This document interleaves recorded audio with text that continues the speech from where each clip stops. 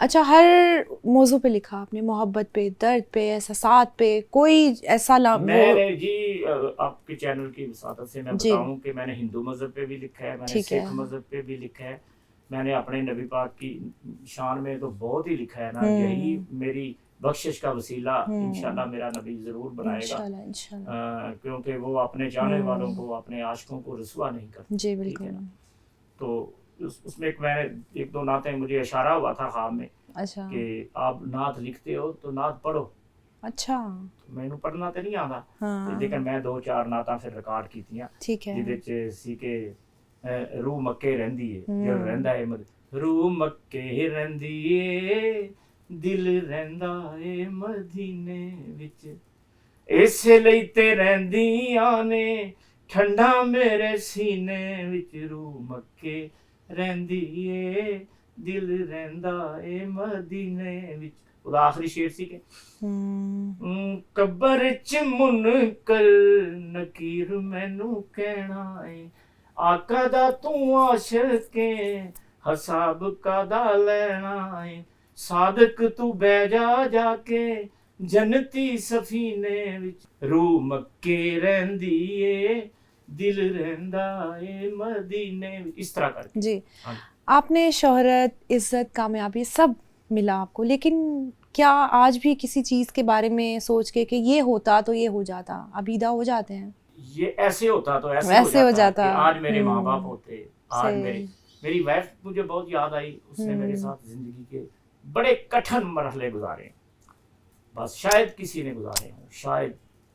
और मेरी वालदा मुझे बहुत याद आई, क्योंकि वो मेरे लिए हमेशा दुआएं करती थी मसल्ले पे बैठ के, लेकिन मेरे वालिद भी दुआ करते थे। ज़ाहिर है कोई वालिद, जब मैं वालिद बनाऊं तो मुझे फिर समझ आई है इस बात की कि वो मुझे क्यों समझाते थे। तो लेकिन मैं समझता हूँ कि अगर मैं इस फील्ड में ना आता तो मैं एक कामयाब इंसान कभी ना बनता, क्योंकि मुझे मेरे अंदर जो शायरी इल्हाम होता है, जैसे मेरा रब है ना जी, आते हैं या का नाबुदु व या का नस्ताईन इहदिन सिरातल मुस्तकीम सिरातल लज़ीना अनअमता अलैहिम गैरिल, वजन आ रहा है जी जी जी जी। मेरा रब खुद शायर है कि जितना काम मैंने किया ना, पूरे हिंदुस्तान के शायर, पूरे पाकिस्तान के शायर मिलके भी इतना काम नहीं किसी ने किया। अगर किसी को, ये मैं बात चैलेंज से नहीं कर रहा, पहली बात ये है मैं तो कुछ भी नहीं हूँ, लेकिन एक अल्लाह, मेरे अल्लाह ने मुझसे करवाया है कि अब मैं एक पे मैं आपको 10 घंटे बात कर सकता हूँ एक सिंगर के ऊपर। तो इतना काम ये आपको अल्लाह की तरफ से, हाँ मेरे रब की तरफ से आता है।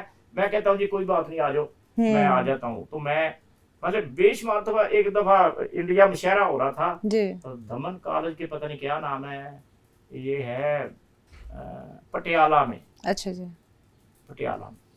तो मैं गया था, एक सरदूल सिकंदर गुलूकार थे उनके पास, उनकी दावत पे मैं गया। तो वो कहते हैं जी वो लेने आए मुझे, तो रास्ते में उन्होंने एक टीवी पे रोक लिया मुझे। ठीक है। तो वो टीवी के प्रोग्राम होते हैं सुबह के, ये सजरी सवेर, ये खास मुलाकात, आज खास मुलाकात एक पुराने एसएन सादक नाल तानु बुला रहे हैं। ਉਹਨਾਂ 10 ਪ੍ਰੋਗਰਾਮ ਮੇਰੇ ਰਿਕਾਰਡ ਕੀਤੇ। ਉਹ ਜਦੋਂ ਪ੍ਰੋਗਰਾਮ ਖਤਮ ਹੋ ਗਿਆ, ਉਹ ਸਰਦਾਰ ਸਾਹਿਬ ਮੇਰੇ ਆ ਕੇ ਸਾਦਕ ਸਾਹਿਬ ਤੁਹਾਡੀ ਮਿਹਰਬਾਨੀ ਇੱਕ ਹੋਰ ਅਰੇ ਕੀ ਬਾਤ ਹੈ। ਉੱਥੇ ਸੀ ਟਾਈਮ ਸਵੇਰ 10 ਵਜੇ ਦਾ, ਬੜਾ ਵੱਡਾ ਕਾਲਜ ਹੈ, ਦਮਨ ਕਾਲਜ ਕੇ ਪਤਾ ਨਹੀਂ ਕੀ ਨਾਮ ਉਹਦਾ। ਤੇ ਉੱਥੇ ਜਦੋਂ ਮੈਂ ਰਾਤ ਨੂੰ ਪਹੁੰਚਿਆ ਨਾ, ਸ਼ਾਮੀ 7-8 ਵਜੇ, ਸਵੇਰ 10 ਵਜੇ ਦਾ ਪ੍ਰੋਗਰਾਮ 8 ਵਜੇ ਤੱਕ ਬੈਠੇਗਾ ਉੱਥੇ, ਤੇ ਮੈਂ ਗਿਆ ਤੇ ਸਵੇਰ 8 ਵਜੇ ਦਾ 10 ਵਜੇ ਦਾ ਉਹਨਾਂ ਦਾ ਟਾਈਮ ਸੀ ਮੇਰਾ। ਮੈਂ ਟੀਵੀ ਤੇ ਮੈਨੂੰ ਕਦੀ ਕਹੀ ਅਸੀਂ ਗੱਡੀ ਪੈਂਚਰ ਹੋ ਗਈ ਹੈ, ਕਦੀ ਕਹੀ ਅਸੀਂ ਕੁਛ ਹੋ ਗਿਆ। ਤੇ ਜਿਸ ਲਈ ਉੱਥੇ ਪਹੁੰਚਿਆ ਤੇ ਉੱਥੇ ਹਜ਼ਾਰਾਂ ਦੇ ਹਿਸਾਬ ਨਾਲ ਲੋਕ बैठे सन। क्या बात है। एक ਉੱਥੇ भी एक बूढ़ी खातून थी, अल्लाह उनको, अगर वो जिंदा है तो मेरा प्रोग्राम सुन रही होंगी तो अल्लाह उनको सेहत दे। और वो कहती है बेटा हमारे घर चलो। तो मैंने आगे भी कहीं जाना था, तो मैंने कहा इंशाल्लाह फिर अल्लाह ने चाहा तो फिर मुलाकात होगी। तो ऐसे ऐसे कलाम मैंने सुनाए उनको। और उसके बाद फिर एक बंदा जाते जाते ना, हर दौर में शरारती लोग पैदा हुए, हर दौर में। वो कहते साहब साढ़े नाभे के उत्ते कोई शेर कह दो, एंजो ने कहा नाभे के कोई शेर कह दो।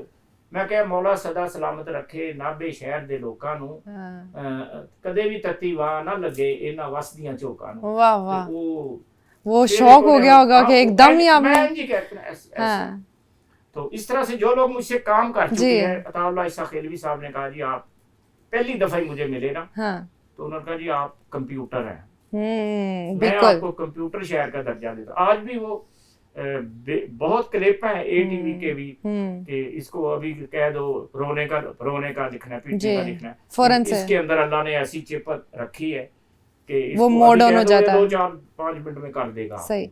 सर हमसाया मुल्क में आपको हसरतों का शायर कहते हैं, यहाँ पे आपको सूफी शायर कहते हैं और आपको अवामी शायर भी कहा जाता है, ये क्या माजरा है, क्यों इस तरह आपको इतने सारे नाम दिए गए हैं? कोई जो शायर होता है ना, उसका कलाम जो होता है ना, वो सुन के कह देते जी अमीर तकी मीर का शेर है, अच्छा जी, ये गालिब का शेर है, हाँ, ये अलामा का शेर है।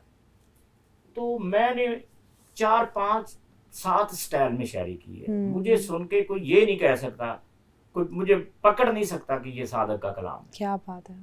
हाँ, दर्द वाले गीत जो हैं ये मेरे बहुत हैं, अपने पाकिस्तान से जो मुझे इतनी मोहब्बत मिली, इसमें पता चल जाता है कि ये स्टाइल सादक का ही हो सकता है।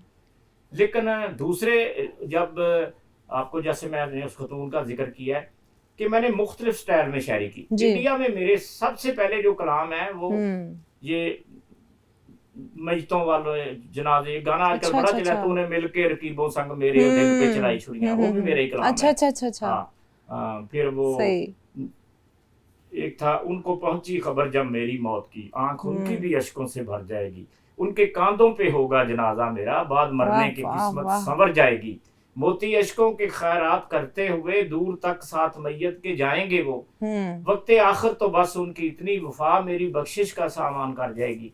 क्या बात तो है। इस तरह की शायरी बहुत इंडिया में गाई गई सैकड़ों के हिसाब से जी। तो वो हसरतों का शायर मुझे लोग कहना शुरू हो गए। तो जब मेरे कलाम नुसरत फतेह खान की आवाज में सुने उठे, अमला ते होणगे नबेड़े, किसे नहीं तेरी जात पूछनी, खादी मोड़दा नहीं दाता हजवेरी, और ਮੈਨੂੰ ਸੋਚਾਂ ਦੀਆਂ ਦੇ ਗਿਆ ਸੁਗਾਤਾਂ ਸੁਖ ਮਾਹੀ ਨਾਲ ਲੈ ਗਿਆ, ਵਾਹ ਵਾਹ ਵਾਹ, ਜੋ ਅੱਖੀਆਂ ਦੇ ਵਿੜੇ ਵਿੱਚ ਪਾਉਂਦੇ ਨੇ ਧਮਾਲਾਂ, ਕਿਹੜੇ ਘਰ ਜਾਵਾਂ ਇਹੋ ਖੜਾ ਮੈਂ ਵਿਚਾਰਦਾ, ਇੱਕ ਘਰ ਰੱਬ ਦਾ ਦੂਜਾ ਘਰ ਯਾਰ ਦਾ, ਰੋਕ ਸੋਚ ਕੇ ਮੁਹੱਬਤਾਂ ਦੇ ਲਾਈਏ ਫੇਰ ਰੋਣਾ ਚੰਗੀ ਗੱਲ ਨਹੀਂ, ਅੱਖੀਆਂ ਬੁੱਕਾਂ ਭਰ ਭਰ ਅਥਰੂ ਆਉਂਦੀਆਂ ਨੇ ਯਾਦਾਂ ਵਿਛੜੇ ਢੋਲਦੀਆਂ, ਔਰ ਚੁੱਪ ਚਪੀਤੇ ਕਰ ਲੈਣ ਗੱਲਾਂ ਪਿਆਰ ਦੀਆਂ, ਅੱਖੀਆਂ ਖਬਰੇ ਕਿਹੜੀ ਬੋਲੀ ਬੋਲਦੀਆਂ, ਸੌ ਜਣ ਜਾਦੇ ਮਾਰ ਕੇ ਕੁੰਡੀ ਪਲਕਾਂ ਦੀ, अखियां सादक फेर नहीं बुए खोल दी। वाह वाह वाह, तो क्या बात। फिर लोगों को पता चला जी ये, तो फिर अल्लाह ने करम कर, अच्छा मेरा इतना काम करने की वजह मैं आपको बताऊं कि वो क्या है कि मेरा जरिया मुआशी शायरी है जी। हाँ, लेकिन ये आपको एक शौक था ना, उसको फिर आपने बाद में, शौक था लेकिन कोई शायरी तो बहुत लोग शौक से करते ही हैं, लेकिन वो मंजिल उनको नहीं मिल पाती जी। बिल्कुल स्ट्रगल करते रहते हैं। मेरी पहले गत्ते की फैक्ट्री थी, कपड़े की दुकान थी, लेकिन ये मुझे शौक इतना तंग करता था कि मैं सब कुछ छोड़ छाड़ के मैंने लाहौर का रुख कर दिया।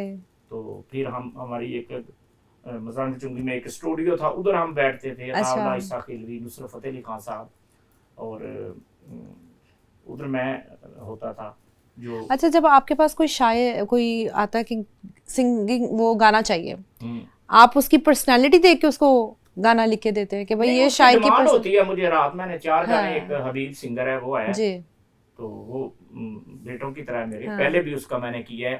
इंडियन सिंगर एक गुलरेज अख्तर जी, बहुत चले उसके गाने, 500 मिलियन, 1000 मिलियन। एक उसका गाना था डिफाल्टर, आप इंडिया का देखें डिफाल्टर लिखेंगे तो कितने 1000 मिलियन है। तो उस पे फिर मैंने सूफी कलाम किया, कुछ रब दे फर्ज भी हुंदे ने, सजना दे कर्ज भी हुंदे ने, हथ रख के यार दे कदमां ते साडी हाड़े पौंदियां गुजर गई, असी रब नूं मनाउंदे किस वेले साडी यार मना। वाह वाह वाह, क्या बात है, क्या बात है, बहुत खूबसूरत। आजकल के दौर में आप देखते हैं कुछ भी चल रहा है, रैप लिख रहे हैं, कुछ भी लिख रहे हैं, कर रहे हैं, वो गाने चल रहे हैं और मिलियन में व्यूज आ रहे हैं, तो ये आपको देख के कैसा लगता है कि शायरी तो है ही नहीं? नहीं, कोई बात नहीं, हर दौर देखो जी, एक वो भी दौर था हमारे नबी के दौर से पहले, लोग बेटियों को दफन कर देते थे। ये दौर चेंज होते रहते हैं हर 50 साल बाद ना। तो 50 साल पहले और चीज थी, गुलूकार 4 गुलूकार थे फैसलाबाद में, 4-5 गुलूकार थे पूरे पाकिस्तान में, 4-5 गुलूकार 10 लाहौर में थे। मसूद राणा साहब ने मेरे बहुत गाने गाए, एहसन पट्टी साहब ने मेरे बहुत गाने गाए, परवेज मेहदी साहब ने मेरे बहुत गाने गाए। तो इस तरह से दौर चेंज होता रहता है। You are living legend. अगर जवानी में वापस जाने का मौका मिले, अपने आप को क्या नसीहत करेंगे, ये करना है ये नहीं करना, क्या नहीं करना और क्या करना है? अगर दोबारा जिंदगी मिले या जवानी मिले तो कहते हैं कि जवानी की इबादत जो है ना, अरे वो पैगंबरी का दर्जा रखती है। तो अब एक नमाज पढ़ी जाती है, वो भी बड़ी मुश्किल से, जिस्म ही काम नहीं करता। बुढ़ापे से बड़े बड़े वलियों पैगंबरों ने पनाह मांगी है। तो पहले रिज़्क रोटी का इतनी तंगी थी, इतने कठिन हालात थे कि ये फिक्र होती थी कि रात को कुछ बच्चों के लिए ले जाए किसी तरीके से। तो उसमें ले जा नहीं पाता था। बहुत बड़ी बात तो अब अगर अल्लाह ने सब कुछ दिया है तो अब वो साथी साथ नहीं है, माँ साथ नहीं है, बाप साथ नहीं है, वक्त बदल गया है, लेकिन रिश्ते जुदा हो गए। तो इसलिए फिर बड़ा तकलीफ होती है। इन्हीं सोचों में, इन्हीं परेशानियों में पूरी फिल्म चलती है कि मेरे माँ बाप ने मुझे कैसे पाला। तो कि जब मैं इस काबिल हुआ तो मैं उनके काम ही ना आ सका किसी। तो ये